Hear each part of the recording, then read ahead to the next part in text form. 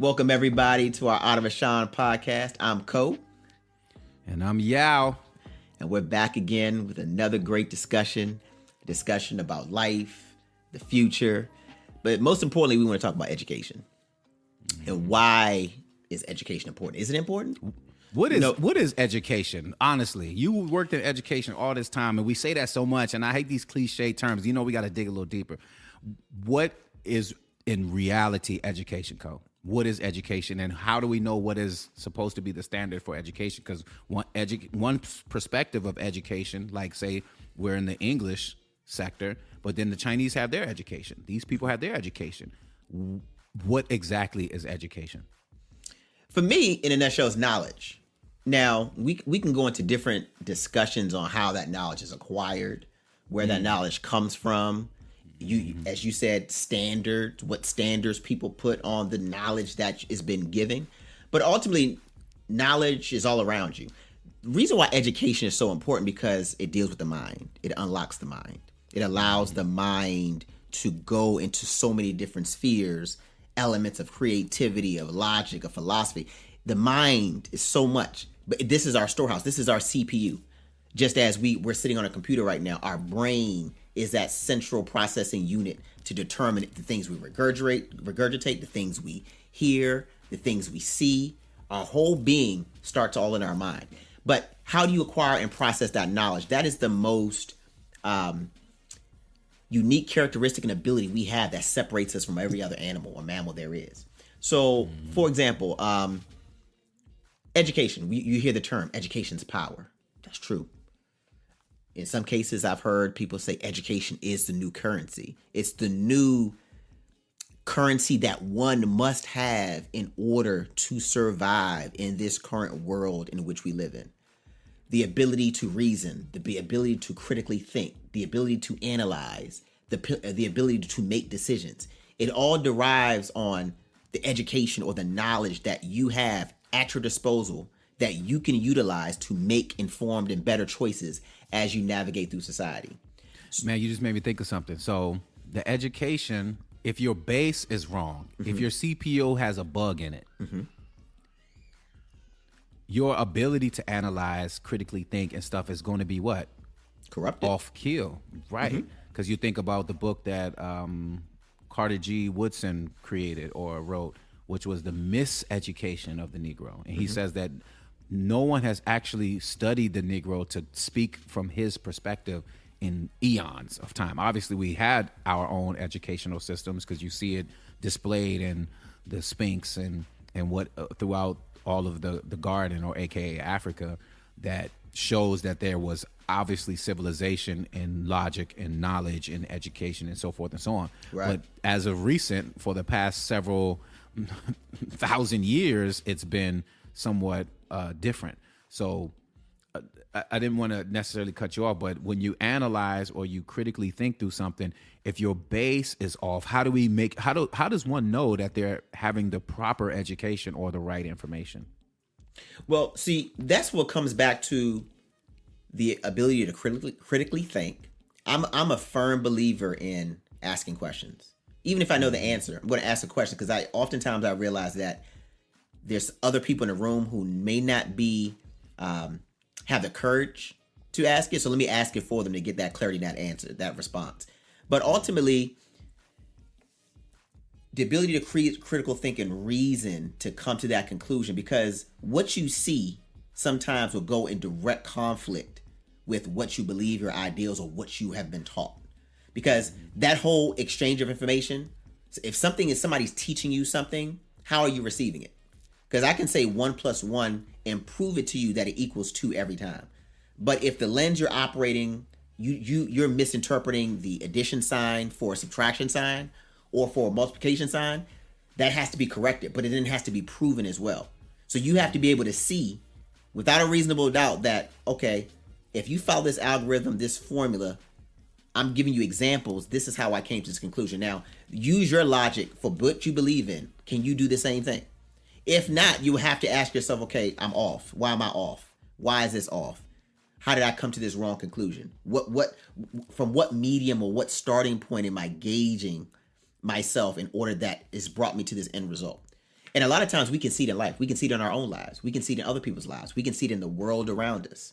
You know, when we were growing up, we were always hearing about how the ozone layer has a hole in it. You remember they used to tell us don't use aerosol sprays because it's opening up the ozone layer. And then at some point in time, we're all going to burn. We haven't stopped using aerosols. But you see the talk of ozone is like just no longer. Matter of fact, I read a report a couple weeks ago that said the ozone layer is closing now. So I said, hold up. So once again, it goes back to the education. Let's look at the food groups. Remember when we were growing up, it was the 5 food groups. You remember the food pyramid? That was the holy grail of nutrition of how we're supposed to move. Do you know that system no longer exists? It has changed. Like, hold up. Why did it change? Because if we were supposed to eat fruits, vegetables, and then the pyramid shows about how much grains. Remember grains, you're supposed to eat all this stuff. Now when you go look at it, it's totally different. So somebody changed it and said, okay, what you were taught is no longer valid. This is the new definition, or this is the new standard by which you need to move by. So there we go again. There goes narrative. So all of it is all intertwined. So then it goes back to my question. What is education? What is education? If you're not educating yourself from your perspective, then that means you're being educated from someone else's perspective. Which is indoctrination. There we go. Now we're getting into it. It's indoctrination, or some would call brainwash. And I don't think brainwash is necessarily a bad thing, but when it's done in ill repute, or if it's done to misuse somebody, because we all use each other, but misuse or to capitalize, if I can use that term, on someone's ignorance, or to deceive, or to throw them off in order to advance an agenda or your thoughts or your ideals. Now we're walking in a whole nother space. So, even for us, as we begin to reapproach and rediscern what education means, we have to now rediscover what does success mean. We talk about when we're talking to the students in Zambia earlier today, is what is third world versus first world? How are we defining that? Is materialism in a system that is unsustainable really first world, or is that third world? This is where this is that Timothy we talked about, I think, previous episodes about the you don't know right from left anymore, because for somebody their truth is this and my truth is this. For me, there's only one truth, but you have different perspectives of the truth. Case in point, you think about the airplane. There's a standard that, according to physics and such, the plane has to have a certain length and certain things. There's certain standards, or building, the code, everything has to be. You can't skip or put your own this and your own that. It has to be according to law of the aerodynamics, law of gravity, law of this. Those are the real laws. There is human law, which we have, like don't jaywalk, don't do this, don't do. That's human law. But universal. Then there's the Most High's law, that is the superseding law. You was about to say something, though. When I say, you can call it universal law. Like, it's not going to change. No matter who you are, that law stays the same. So the education needs to be based in those principles of universality according to your perspective or your cultural identity. So if you've been stripped of a cultural identity and you're only seeing things through another person's lens, a lion can never be a giraffe. He could try, she could try, it can try, but it's never going to be enough. So once again, that's a part of the ramifications or the residue of enslavement, was you're never enough. So you're always the first African American to do this, or the first one to do this, or he's the first Asian to do this, or the first Mexican. There's always the categorization or the categorizing of an individual, so that it sends the narrative out, so it goes into the subconscious of subpar, or oh my gosh, they're good enough to do this, or so all of these narratives. It minimizes you. So education, again, with our STARS initiatives and the things we're doing, is to deconstruct ideals that has been given in Western concepts, which is one thing. And there are like you said, all knowledge is the Most High's knowledge. All truth is the Most High's truth, right? Or all truth is God's truth. Mm-hmm. But you have to know how to discern those truths in order to understand that you have the truth. Now, you may have your perspective of the truth, how you approach it, so forth and so on. That's one thing. That's individualistic, that's group, that's community based, that's perspective, male, female, gender, all kind of different ways and perspectives that you will approach the truth. But the truth is the truth. If you jump off the building, I don't care if you're a male, female, if you're of a LGBTQ community, if you're not LGBTQ community, if you're old, if you're young, if you jump off the building, universal law or perspective or principle is going to say you will be hurt or you will die. Easy. What goes up must come down. So once we start teaching education from those perspectives, then the playing field becomes a little different. A lot of our education is really based, like you said, the food group was milk, pasteurized milk. Really? We're supposed to be drinking that all the time? What? See, and that goes back to the basis. It's overconsumption. Because even just staying on the topic of food, the issues that befall us are, it's not that this is wrong or that's wrong. It will be wrong. It will make you sick when you do it 3-4 times a day. Mm-hmm. So when we were in the garden and we were just looking at some of the farms and looking at the animals graze, chickens, we were asking ourselves, like, how much chicken do we eat? Because it takes time for one chicken to grow. And I can see, you can name hundreds. I mean, there's millions of chickens being consumed every day. How are we how are we keeping up with demand? Because there's got to be some fake stuff in there somewhere, because the time is just not on our side. Based on the slaughter, the process of going from the egg to fully grown, we're like, hold up. There's got to be something in this system that's off here. But the ultimate thing is, once again, it's about balance. It's about understanding what works for you. Because clearly there's certain foods I eat that have a negative impact on me versus others. Once I understand it, but how would I know that if I've never been taught my DNA, my body structure, the elements from which I grew and what works for me? But I can take that back to our homeland to see, how did they eat?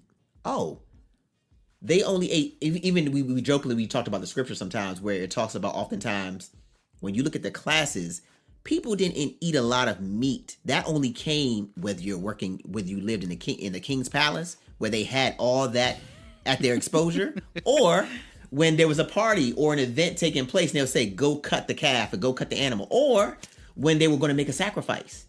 Mm-hmm. But this wasn't McDonald's for breakfast, McDonald's again for lunch, and then when we go to Chick-fil-A for dinner. Tomorrow I'm going to hit up the carry out to get some chicken wings. I'm going to have another steak. Do you see the overconsumption? Because our bodies can't even keep up with this stuff because we're out of whack. We're out of balance. So we don't have to be a scientist to understand that something is bad in is going to produce something bad out. Like, is an easy universal law for us to understand. Which is a part of what keeps things going, right? You make it marketable where you want to overconsume, and sometimes you're not even hungry, but it looks so good. You be watching the game, football or basketball or anything, and then they got a Pizza Hut commercial or wings or whatever, and you be like, food, oh man, that looks so good, and then you gonna eat it. You're not even hungry. You're not even hungry, but the simple image, you start to, like Pavlov's dog, you immediately you can smell the pizza without even being in the room with the pizza. Hit your senses immediately. Imaging is the most powerful thing. The power of the eyes, the lust of the flesh, the lust of the eye, and the pride of life. These principles, and that's why the scriptures are so awesome, in that it gives you principles that if you live by those principles, no matter where you are in your walk, in your life, you can assess and begin to have control over your consumption. Because when you're in these societies, you can't avoid certain things. So we understand. That's what I always tell my daughter. You can't avoid not using the internet. But I want to see if you have the ability to maintain and exactly. So then it doesn't make them feel like, oh, see, I can't. That's too extreme. How am I supposed to get in contact with my friends? How am I going to know about this? How am I going to know about that? Okay, you can know about these things, but I need to always do a heat check to make sure that it's not consuming you. Because once it begins to consume you, then you lose control, and now you just become a product. There you go. Become a consumer. You're no longer a human being anymore. You are now just there to be consumed and to consume. Because you have to remember, the base was, first of all, our ancestors were producing off the land, creating. And then over time, the thought process was, well, let's not just have them consume or create it, but let's have them consume what they create as well. And we'll be the ones running it. So that is the model through the way things are being done. So how do you take that model and begin to, as the Savior would say, be in but not of, right? Parallel is the term I like to use. Parallel it. You don't have to go off into a cave. I'm not saying that that's not a way to do it, because there are some times and times coming where that's coming. So I leave that there for right now. We'll get into that cyclical sowing and reaping that we talked about a couple of episodes ago, where things, as it continues to compound, he said, when you see these things, it's not the end yet, but start getting ready. It's just like when it starts getting cold, you see, and the leaves drop, there's signs of the times. So when you understand the signs of the times, you know how to get ready. You start to prepare a little bit more. You should start saving water. Is that being extreme? No, I'm just keeping it just in case, because things are beginning to shift in a way where you already seen what COVID already gave you a warning sign. It's almost like we used to do these fire drills when we were younger. You remember, they like, we're going to go outside. Like, I don't feel like going outside, because you got to sit outside, right? But then when a real fire broke out, you was ready. Hopefully you were ready. Hopefully you were ready. So all of these things that we're talking about is to try to get us prepared to begin to think a certain way, to become sensitized and have an awareness. You don't have to walk in fear, because the Most High is in control of everything. Even the evil, the things we perceive to be evil, the Most High is in control of that. He said, I created all these things for my pleasure, and whatever I spoke is what's going to be at the end anyway. So if you understand the Most High's ways, you're going to be in the right stand. But if you're following the ways of man and following the ways of the systems and the ways of this world, then you're more vulnerable, 100%. You're going to be more vulnerable, because that's how the system operates, is in your vulnerability and in your ignorance.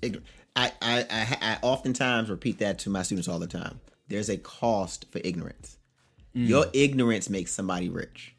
So it is up to you, and you should make it a point to try to learn, acquire as much knowledge as possible to understand truths.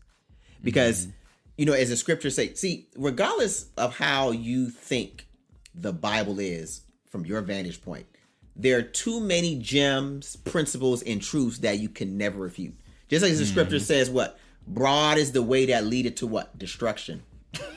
That means the majority, broad meaning is wide, meaning there's open access to destruction. And as you can see, anything goes in today's society. And that means we have sheep just being led astray, but narrow is the way that leads to righteousness, which means because it's narrow, it's going to be confined, restricted. That means there's going to be only certain people, a certain lifestyle, a certain discipline that can get you into that realm.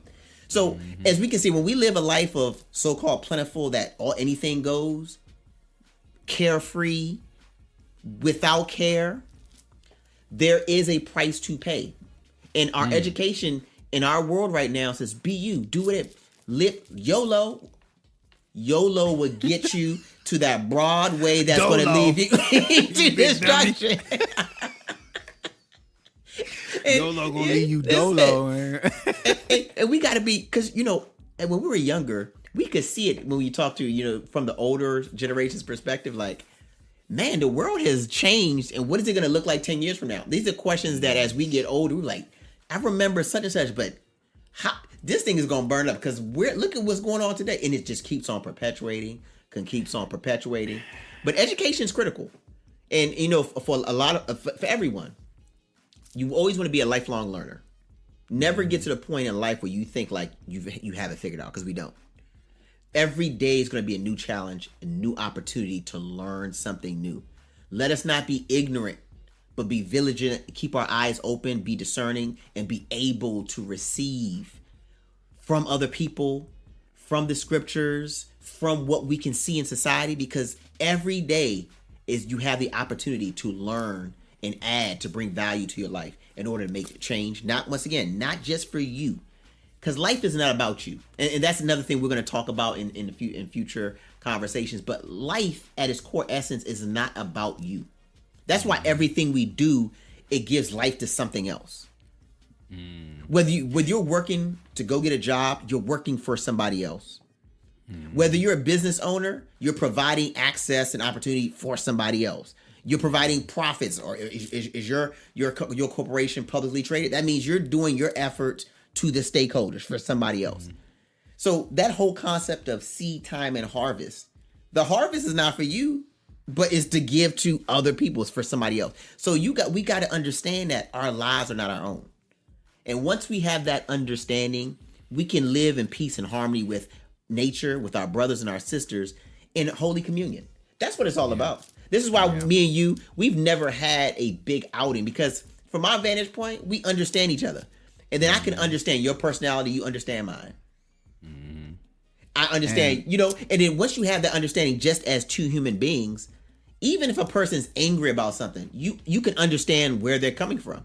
Because they may value and prioritize certain things. So when certain things are not in place, like I know when it comes to the aesthetics of things, the artistic approach, you're a perfectionist. So if something is off, even to me, is like, that's not a big deal. But to you, from your vantage point, your perspective, that thing sticks out like a sore thumb. So it has to be in place. And if it's not in place, it's going to throw everything off. So once again, as my understanding of knowing how that operates from your creative and artistic lens, I'm like, okay, yeah, that needs to be changed. Because if it's not changed, nothing else can move forward. So let's correct it now and then move forward and live in harmony and peaceably with one another. And as we come to the end of this podcast, there's something that you said earlier that I wanted to leave as a something to think about as we close this. Common sense is not common anymore. You hear that a lot. And the scripture says that the beginning of knowledge, the fear of the Lord, or the fear of the Most High, meaning the awareness that there is a creative being, is the beginning of true education. Because once you understand that, you've opened yourself up to the different levels of knowing. You have intuitional knowing. You have so many different, we've only been taught. And that's what we talk about, the narrative-based education that is very subpar and low. It just deals with what you've been told and what has been said. 1 + 1 is 2 because this, but there's no, you lose the sensitivities to your proclivities and your discernment and your intuition. Like, I don't think we should go this way. I knew something was telling me that's all that's all the wisdom and knowledge that you need that actually gets you the jobs, gets you the money you need, gets you into doors. Everything I've done hasn't been on paper. Like, well, you have this and da-da-da-da. It's my ability to understand and discern movement, the intangibles, the things that you can't see. And that's what we are. We are a spirit that has physical form, and then we transform into a new. Like before we got here, we were in the bosom of the Most High, whatever that looks like. And then we came into physical form. It's almost like, like when you see those movies where someone comes through and breaks through and their face is like this, but you can't see it, and then you pop back in. That's what we are. We come into this realm for just a moment, and then you pop back in. Some people are here for 80 years. Some are here for 2 minutes. Some are here for 6 years. Yes, all the different things, and then you transform. Or some would say pass away or die. But it's transformation because you're still alive. Your ancestral blood is still in you. Your great-grandma, grandma, all the way back to when the Most High spoke. So that's how powerful the Most High is, that whatever he spoke in the beginning is still operating to this day. And it will always return back. So every knee will bow, and the beginning is to humble oneself. I don't know everything. And if you don't know everything, then that means you must be willing to learn and constantly stay in a posture of learning, but still be confident in your ability to discern from experience, from others' experience, from history, and from what you see right now. Because everything we see right now is the amalgamation. It's it's the reciprocation of decisions made before us. So when we see this stuff going, it's not like people are going to be like, you know what? I'm going to stop stealing. I'm going to stop doing this. I'm going to stop doing that. Individuals may do that.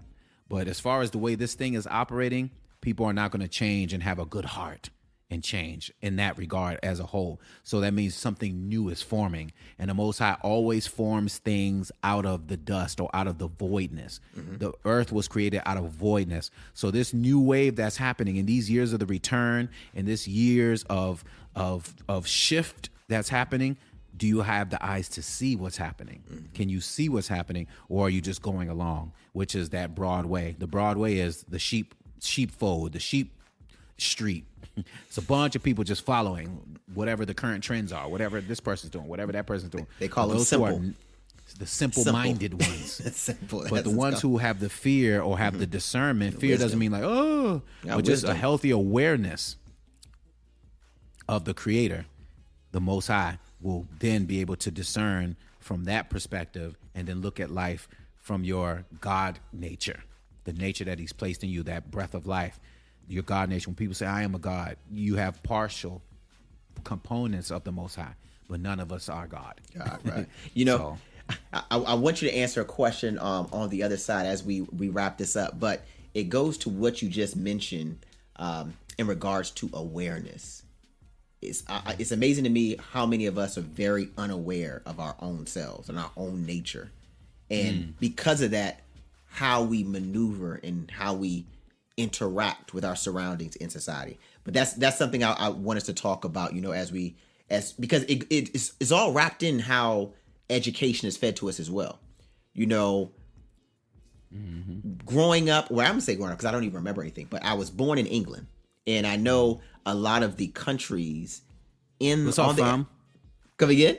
I say, what's up, fam? Mate, or whatever they say. But a lot of the African countries were colonized by the Brits. And with that in mind, when that European regime comes in and puts their standards and their culture on someone else's territory, they also brought their education system with them as well, which is still in place to this day. So even when we were over there talking to the students, for example, how they prioritize English. There's so many different languages and tongues there, but in the elites' the way you can speak English and the way you can communicate in English separates you. You're an intellectual. You're of high class esteem because of your ability to speak English, which is somebody else's language, i.e., the language of the colonizer. But it is amazing, like how we can just go along with that and we learn about the Queens, the Elizabeth, all these people that have nothing to do with you, nothing to do with who you are, your identity, nothing. But even to this day, regardless of when your day of freedom and independence, you still carry on traditions, you carry on the mnemonics as well as the instruction from the colonizers to this day, and it's still being perpetuated. We haven't stopped yet. And this is something we need to discuss, because when we talk to our brothers and sisters, I don't even, like I said, that whole idea of being self-aware. A lot of us aren't aware, But this is a great discussion. Thanks everyone for staying tuned and watching us and being a part of this conversation. Leave comments, like, subscribe. If you need any more information, would like to know more about the various things and initiatives that the Ashan Foundation is a part of, www.ashanfoundation.org. You can have all the information right there at your fingertips. But until we meet again, we'll see you on the other side. Peace.